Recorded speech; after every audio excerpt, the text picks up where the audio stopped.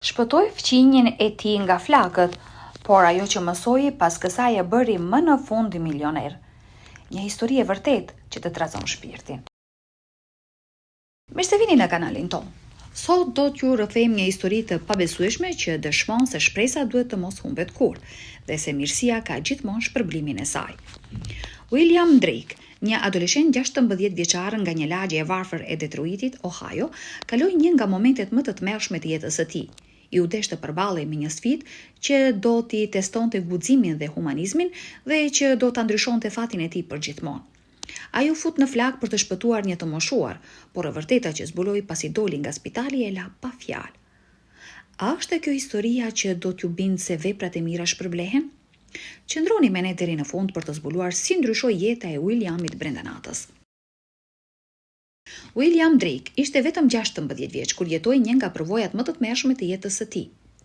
Student i ri, i cili jetonte në një nga lagjet më të varfra të qytetit të Detroitit, Ohio, u dëshmoi të gjithëve se përullësia dhe guximi i një personi mund të ndryshojë plotësisht jetën e njerëzve që nga ana tjetër të ndryshojnë rrjedhën e historisë dhe mënyrën se si të tjerët e kuptojnë botën dhe si funksionon ajo.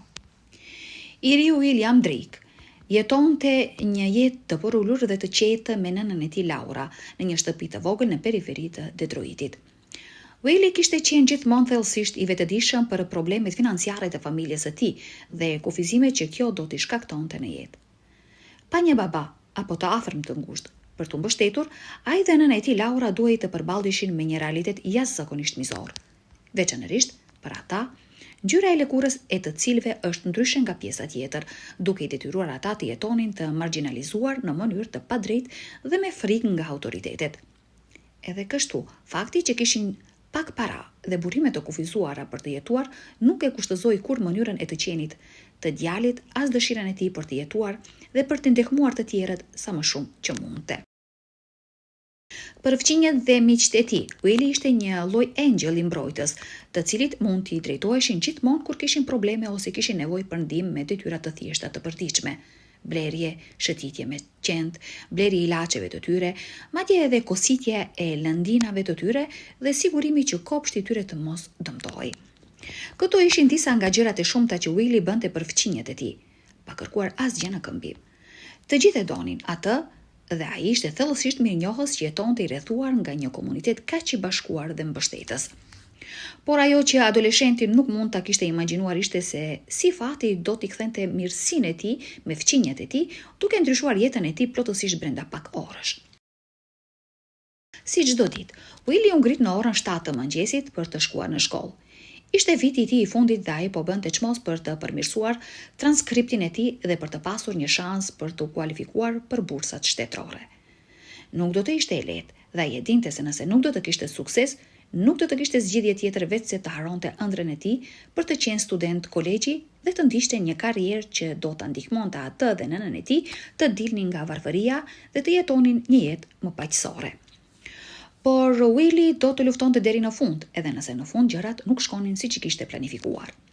Nëna e tij tashmë ishte larguar për në punë, punën e parë të ditës, kështu që Willi hëngri tasin e tij me drithra dhe qumësht për mëngjes në heshtje të plotë, ndërsa rishikonte shënimet e tij të matematikës. Willi ishte një adhurues i numrave dhe shkencës. Ai kishte fituar konkursin e shkencës të shkollës së mesme 3 vjet të rresht dhe mësuesit e tij nuk lodheshin kurrë së lavdëruari dhe i thoshin se duhej të vazhdonte të punonte shumë çdo ditë sepse e priste një karrierë shkëlqyer si shkencëtar. Ke një mendje të shkëlqyer, William. Nuk kam takuar kur një student kaq të përkushtuar dhe inteligjent sa ti. Mos u dorëzo, së shpejti gjithë përpjekja jote do të shpërblehet, jam i sigurt. Ishte kjo që i thoshte gjithmonë mësuesi i tij i shkencës, zoti Sharp, i cili tashmë e kishte shpallur veten si fansin e tij më të madh dhe një mik të mirë të Williamit. Çdo student tjetër në vendin e tij do të kishte qenë i sigurt dhe i relaksuar, duke ditur se kishte besimin e të gjithë mësuesve të tij dhe një rekord akademik të shkëlqyer, por William nuk ishte si pjesa tjetër e dijeve të moshës së tij. Ai kur nuk u relaksua apo nuk mori asgjë të mirëqen, sepse nëse jeta dhe varfëria i kishin mësuar ndonjë gjë, ishte se shumë gjëra mund të ndodhin dhe të ndryshojnë jetën tënde në një moment. Kjo është arsyeja pse çdo ditë ai përpiqej të bënte më të mirën për të marrë nota të mira dhe për të përmirësuar performancën e tij. Po atë pasdite, pas mësimeve dhe pak para stërvitjes së tij me klubin e debatit të shkollës së mesme, qendra do të shpallte publikisht marrësit e bursave të atij viti. Ishte një ditë e rëndësishme për të gjithë, ndoshta më e rëndësishmja për dikës William. Por ai nuk bëri asnjë përpjekje për të vepruar normalisht dhe për të larguar mendimet negative nga mendja derisa erdhi koha për të ditur emrat e të përgdhelurve nga fati. Dhe për habine të gjithëve, emri i William Drake nuk ishte në atë listë të studentëve të privilegjuar që mund të gëzonin një bursë për të studiuar në një nga universitetet më të mira në vend. Will ishte vetëm një vend larg marrjes së saj. Kishte shumë konkurrencë dhe ai e dinte, por nuk mund të mos ndihej i zhgënjur kur e mori vesh. Viti tjetër do të marrish bursin. Will, mos u dekurajo. Thjesht duhet të kesh durim, i tha kreu i studimeve, duke u përpjekur ta ngushëllonte. Will i falenderoi profesorët e tij për solidaritetin e tyre dhe pranoi me dorëheqje vendimin e gjykatës. Pas klubit të debatit, në të cilin ai ishte mjaft i qetë dhe i pavëmendshëm, ai vendosi të shkonte në shtëpi në këmbë dhe të mos qëndronte për darkën festive për nder të marrësve të bursave. Ai ishte shumë i zhgënjur dhe nuk kishte dëshirë të shtirej se ishte i lumtur. Një sjellje e tillë nuk i ngjante atij, por edhe njerëzit më optimist kanë ditë të këqija dhe kanë nevojë të marrin kohë për të tretur lajmet e këqija. Por ajo që Willi nuk e dinte ishte se para se të mbaronte ajo ditë, ai do të duhej të përballej me një sfidë shumë të madhe se sa mosmarrja e një burse, një sfidë që do t'i provonte guximin dhe dashurinë për komunitetin dhe rezultati i së cilës do të ndryshonte rrjedhat e fatit të tij përgjithmonë. Normalisht, Willi merrte autobusin e shkollës për në shtëpi, por atë ditë ai kishte nevojë të ishte vetëm me mendimet e tij dhe bëri një shëtitje të gjatë derisa arriti në lagjen e tij në periferi të qytetit dhe fal Zotit e bëri. Dielli po fillonte të perëndonte kur Willi ktheu cepin e rrugës së tij. Ishte qershor dhe vera tashmë po i fillonte të dukej rreth lagjes. Kopshtet e fqinjeve të tij ishin plot me lule që lëshonin një përzierje erërash që e bënte të ndihej mirë dhe të haronte përkohësisht lajmet e këqija që sapo kishte marrë. Je në shtëpi tani, je i sigurt tani, gjithçka do të jetë mirë, mendoi Willi, duke mbyllur sytë dhe duke thithur aromën e luleve që mbushte rrugën. Shtëpia e tij ishte në fund të rrugës. Ishte e fundit e një rreshti të gjatë ndërtesash të vogla me fasadë të lyer me të njëjtën ngjyrë dhe kopshte të vogla por shumë të mirëmbajtura. William njihte secilin nga banorët e atyre shtëpive dhe ndjente një ndjenjë të thellë përkatësie në atë komunitet të çmuar lagjeje që ai praktikisht e konsideronte si familjen e tij. Një familje e bukur që ishte gati të përjetonte një ngjarje tragjike brenda pak minutash dhe në të cilën William do të ishte pjesë. Ndërsa po ecte drejt fundit të rrugës, Willi ndjeu një erë të re që e bëri të kthehej instinktivisht. Ai ndaloi para rrugës dhe mori frymë thellë, por të identifikuar erën ishte erë druri i djegur. Në këtë kohë të vitit askush nuk ndes oxhakun. Si ka mundësi? Pyeti veten. Willi duke parë poshtë të dyja anët e rrugës dhe pastaj e pa atë, një kolon tymi të zi që ngrihej në qiell nga pas një rrëz prej shtëpive. Ishte shtëpia e ngjitur me të tijën, shtëpia e zotit Anthony LaSalle, një plak i sjellshëm që Willi e njihte që nga fëmiria dhe e donte sikur të ishte gjyshi i tij. Mendimi i parë i Willit ishte për nënën e tij dhe shtëpinë e tij. Zjarri ishte vetëm pak metra larg dhe do të ishte e lehtë që të përhapet dhe të diqte shtëpitë të tjera. Por nuk kishte kohë për të ndaluar dhe për të llogaritur rreziqet dhe drejtimet e mundshme që mund të merrte zjarri. Nëse do të kishte ndonjë shanse për të shpëtuar shtëpinë dhe më e rëndësishmja jetën e plakut, nëse ai ishte ende brenda, ai duhej të raponte pa vonesë.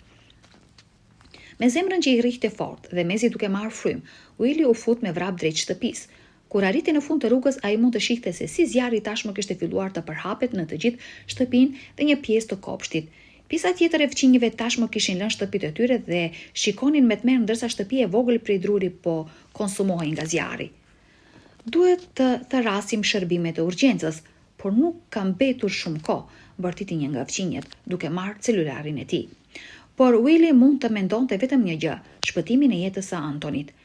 Në pjesën e pasme të shtëpisë ku zjarri nuk kishte arritur ende, ai mund të shihte se makina e plakut ishte e parkuar dhe kjo mund të nënkuptonte vetëm një gjë, plaku ishte brenda shtëpisë. Zoti LaSalle ishte 82 vjeç dhe kishte probleme serioze të lëvizshmërisë, kështu që ai merrte gjithmonë makinën e tij për të lëvizur edhe nëse ishte një udhëtim i shkurtër. Duke pasur parasysh kohën e ditës dhe duke marrë makinën e tij të parkuar, Willy ishte i sigurt se plaku ishte brenda dhe duhet të ishte bllokuar në zjarr. Duhet të futemi në shtëpi, zoti Lasall është ende brenda, vërtiti Willy, një fqinj i cili kishte filluar të hidhte një me zorrën e kopshtit ujë, e shikoi me mosbesim. Nuk po mendon të futesh atje apo jo? Është vetvrasje, Will. Flakët po përparojnë shumë shpejt, vetëm një zerfikës mund të futet. Mos rreziko djalë, i bërtiti ai ndërsa përpiqej të shuante zjarrin që rrethonte gardhin e kopshtit. Nuk mund të se zoti Antoni ka kohë të pres për departamentin e zjarrit, mendoj. Ata nuk do të arrijnë në kohë për ta shpëtuar atë, u përgjigj Willy duke parë me tmerr zjarrin që ngrihej me egërsi para tyre. Papritur mes kaosit, Willy dëgjoi një tingull që e bëri të dridhej. Ishte lehja e qenit të Antonit. Plaku ishte një bari gjerman, ai nuk e linte kur vetëm. E dëgjove, është lehja e Tomit, është qeni i zotit Lasall, thiri ai duke u afruar në shtëpi. Jo, Will, ndalo, paralajmëroi fqinji, por Willy tashmë kishte marrë mendjen. Ai as nuk kishte nevojë të mendonte për këtë, e dinte saktësisht se çfarë duhet të bënte dhe nuk ndaloi të mendonte për rrezikun që po merrte duke hyrë në atë shtëpi të djegur.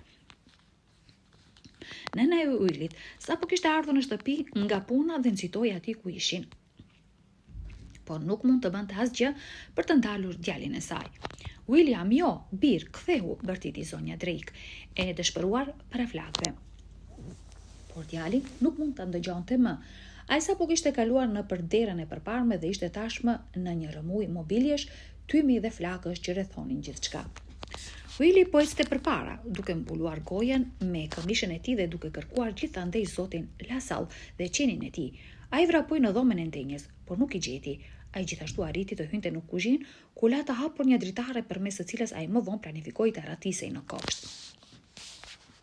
Në katin e parë të shtëpisë nuk kishte asnjë gjurmë të plakut, por lehja e qenit të tij mund të dëgjojë përsëri duke shpuar flakët. Willy u përqendrua duke u përpjekur të hamendësonte se nga vinte tingulli. Ishte shumë e vështirë sepse kishte gjithnjë më pak oksigjen. Ishte e vështirë të merrte frymë dhe mezi shihte diçka, por më në fund ai arriti në përfundim se qeni dhe plaku mund të ishin vetëm në një vend në shtëpi, në katin e sipër. Ai ndoshta u ngjit atje për të strehuar nga zjarri. Kemi ende një shans, i tha Willy vetes duke u ngjitur në shkallët prej druri 2 për të arritur në katin e sipër sa më shpejt që të ishte e mundur. Zoti Lasall, a jeni këtu? Jam Willy, fqinji juaj, kam ardhur t'ju ndihmoj të dilni, bërtiti Willy në mes të një korridori plot me tym të zi që e pengonte të shihte diçka. Askush nuk u përgjigj, as lehjen e qenit nuk e dëgjonte dot. Ai kishte ardhur shumë vonë. Sa kohë mund të qëndronte më në shtëpi pa rrezikuar jetën e tij? Ajri po bëhej më i dendur dhe Willy ndjeu mushkëritë e tij duke u djegur me çdo frymëmarrje ajri, por ai nuk mund të dorëzoi, jo ende. Zoti Antoni ishte atje i pafuqishëm në zjarr. Ai nuk mund të imagjinonte se çfarë duhet të kalonte. Ai përparoi edhe disa metra dhe vazhdoi të bërtiste me gjithë forcën e tij në kërkim të plakut, por ende nuk mori asnjë përgjigje që do t'i jepte shpresë për ta gjetur dhe për ta nxjerrë prej andej të gjallë. Ai ishte gati të dorëzoi dhe të vraponte nga dritarja e kuzhinës, kur papritas dëgjoi diçka që i ngriu gjakun. Ishte zoti Lasall që kërkonte ndihmë nga fundi i sallës. Zëri i tij ishte mezi i ndëgjueshëm mes flakëve dhe zhurmës që bënte drurin ndërsa ngadal po lëshonte dhe po shkëmoqej, por Willy nuk kishte asnjë dyshim për atë që kishte dëgjuar. Duke u ndjer gjithnjë më i trullosur dhe duke u kollitur pa ndërprer, Willy bëri një përpjekje të fundit dhe arriti në fund të korridorit. Ai shtyu derën ose atë që kishte mbetur prej saj me bëryl dhe shkoi brenda. Ishte banjoja dhe zjarri kishte djegur praktikisht gjithçka. Willy arriti në flakë dhe shkeli perdet e dushit anësh, pikërisht siç kishte menduar. Aty ishte. Plaku ishte përkulur me disa peshqir të lagur pranë qenit të tij, të cilin e përqafonte fort duke u dridhur nga friga. Zoti Lasall, jam unë, Willy. A më dëgjon? Jam William Drake, fqinji juaj, kam ardhur t'ju nxjerr prej këtu, i bërtiti Willy duke i hapur peshqirin nga fytyra. William, a je ti? Oh, djalë, faleminderit, je një angel, tha zoti Lasall me lot në sy. Plaku e shikoi me sy plot merr dhe William ndjeu se zemra i thehej. Pa hezitim, ai e mori plakun në krah dhe e kapi qenin nga litari për t'i çuar të dy jashtë. Nuk ishte e lehtë dhe William pësoi disa djegje ndërsa zbriste drejt kuzhinës, por nuk i bëhej vonë. Përparësia e tij e parë ishte të mbronte plakun e varfër dhe të shpëtonte jetën e tij dhe të qenit të tij. Tom, vrapo, hidhu, i tregoi ai qenit, duke treguar dritarën e hapur të kuzhinës. Qeni ishte i lënduar dhe shumë i friksuar, por ai u binte doli në kopsht. Aty tashmë i prisnin disa fëmijë dhe vazhdonin të hidhnin ujë për të shuar zjarrin. Edhe zjarfikësit kishin mbritur dhe filluan të spërkisnin pjesën e jashtme të shtëpisë me zorrat e tyre për të fituar akses në brendësi. Willy ishte në prag të fiktit dhe duke mbajtur plakun në krah e kishte lënë të raskapitur, por ai kishte ende pak energji për t'i shpëtuar të dy. Ai së pari mori plakun dhe vendosi atë në buzë të dritarës në mënyrë që ai të mund të lëshonte këmbët e tij në anën tjetër dhe të dilte në kopsht me ndihmën e një fëmijë. Pasi u sigurua që njeriu ishte i sigurt, Willy u nis të bënte të njëjtën gjë. Pikërisht kur ai ishte gati të hidhej nëpër dritare, çati e lëshoi dhe copa druri ran pikërisht atij ku ai qëndronte, duke e detyruar atë të shtanget në flak. Në atë moment, Willy ndjeu frikë të vërtetë dhe për herë të parë mendoi se nuk do t'ja dilte dhe se do të vdiste i bllokuar nga zjarri. Por ishte vetëm për një moment, sepse vullneti i tij për të jetuar ishte shumë i fortë për të kapërcyer nga frika. Ai u ngrit televizi drejt dritarës dhe u gjit nëpër të sa më mirë që mundte, duke rënë në anën tjetër dhe duke u ndjerë i sigurt në dyshemen e lagur të kopshtit, ku nëna e tij nxitoi drejt tij së bashku me një grup mjekësh dhe zjarfikësish. Gjithçka që Willy mund të dëgjonte ishte nëna e tij që bërtiste dhe pyeste nëse djali i saj ishte ende duke marrë frymë. Pastaj gjithçka u errësua dhe i riu ra në një gjumë të thellë. Kur u zgjua 2 orë më vonë, William ishte në barelën e spitalit dhe nëna e tij po flinte pranë tij në një koltuk. "Nën, çfarë ndodhi? Ku janë zoti Lasall dhe qeni i tij?" pyeti Willy, shumë i shqetësuar. Mjekët u thanë atyre se si i moshuar ashtu edhe qeni i tij ishin mirë dhe se ndërhyrja e Willyt ishte thelbësore për të shpëtuar jetën e tyre, pasi zjarfikësit nuk do të kishin mbërritur në kohë. Zjarri dogji të gjithë shtëpinë dhe një pjesë të kopshtit, por gjëja më e rëndësishme është se nuk kishte lëndime serioze apo viktima. Zoti Lasall tani po pushonte dhe është plotësisht jashtë rrezikut. Ti ishe shumë i guximshëm, djali im. Nëse nuk do të kishe hyrë për ta marrë, ai ndoshta nuk do t'i kishte mbijetuar zjarrit. Zjarri ishte totalisht jashtë kontrollit dhe as zjarfikësit nuk guxuan të futeshin derisa të mund të vinin në kontroll, i tha mjeku i tij ndërsa e ekzaminonte. Nga ana e tij, Willy kishte vetëm lëndime sipërfaqësore dhe një helmim të lehtë për shkak të thithjes së tymit, kështu që mëngjesin tjetër ai u lirua nga spitali dhe u kthye në shtëpi për të pushuar. Por Willy ishte gati të merrte një surprizë të madhe kur u kthye në shtëpi, sepse kur ai dhe nëna e tij dolën nga makina, pan se dikush tashmë po i priste në derën e tyre. 2 burra të veshur me kostume të zeza shumë të zgjuara dhe që mbanin çanta lëkure u buzëqeshën atyre kur mbritën dhe informuan se duhej të ndanin disa dokumente me ta. "Kemi disa lajme shumë të rëndësishme për t'ju thënë. Ju lutemi, na lejoni t'ju shoqërim brenda dhe të flasim me qetësi për këtë", tha njëri nga burrat e uniformuar me një ton miqësor. "A kam bërë diçka të gabuar? A jeni avokat? Unë thjesht doja të shpëtoja jetën e fëmijës tim." Ishte shumë i friksuar Willy kur pa ata 2 burra të hynin në shtëpinë e tij. Të 2 burrat qeshën me reagimin e adoleshentit dhe nxituan të qetësonin. "Nuk jemi këtu për t'ju ndëshkuar, Willy, por për t'ju sjellë një dhuratë." "Nuk kemi asgjë për t'u friksuar", tha njëri nga burrat. "Një dhuratë nga kush?" pyeti Willy me sy të habitur. "Ne jemi avokatët e zotit Anthony Lasall dhe jemi këtu për t'ju sjellë përditësimin e fundit të testamentit të tij. Mendojmë se është e rëndësishme të lexoni dhe ta nënshkruani dokumentin sa më shpejt që të jetë mundur", i tha avokati duke ofruar një dokument. Willy dhe nëna e tij lexuan dokumentin në heshtje për disa minuta. Askush nuk tha asgjë. Kur William mbaroi se lexuari, ai shikoi nënën e tij për përgjigje, por ajo kishte të njëjtin shikim të habitur në fytyrën e djalit të saj. "Çfarë është kjo? A është kjo ndonjë lloj shakaje? Çfarë do të thotë ky dokument?" pyeti zonja Drake shumë e shqetësuar. Avokati buzëqeshi dhe me një zë të qetë e qetësoi. "Askush nuk po përpiqet të bëj shaka me ju apo djalin tuaj. Gjithçka në atë dokument është e vërtetë dhe sa po ta nënshkruani, ajo do të hyjë në fuqi menjëherë", tha ai.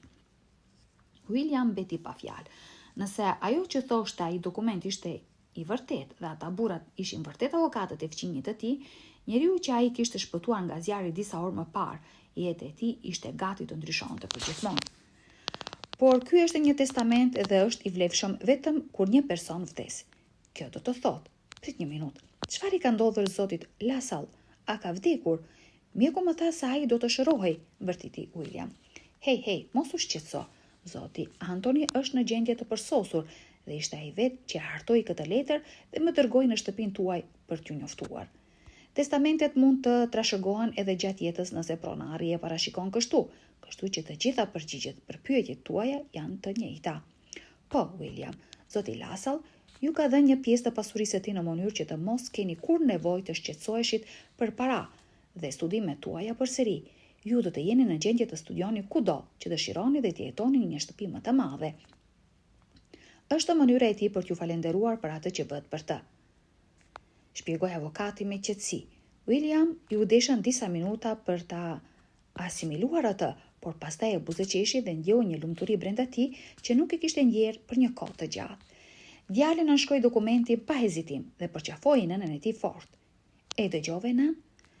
Nuk do të duhet kur të punosh në ato vende përsëri, kur nuk do të duhet të jesh jashtë shtëpisë gjithë ditën. Unë do të kujdesem për gjithçka, do të studioj edhe do të jap jetën e mirë që ke merituar gjithmonë. Tha William shumë i emocionuar. Ajo ditë ishte fillimi i një jete të re për William Drake dhe nënën e tij, një jetë pa shqetësime, në të cilën Willy mund të fillonte të studionte në universitete dhe nëna e tij të ndalonte së punuari 10 orë në ditë. Por mbi të gjitha, një jetë e lirë dhe e lumtur që na kujton se veprat e mira gjithmonë marrin shpërblimin e tyre dhe se nuk duhet ta humbim kur shpresën. Çfarë mendoni për mendimin e zotit Lasall? A është kjo një provë që heroi i heshtur gjithmonë shpërblehet? Ndani mendimet tuaja në komente më poshtë.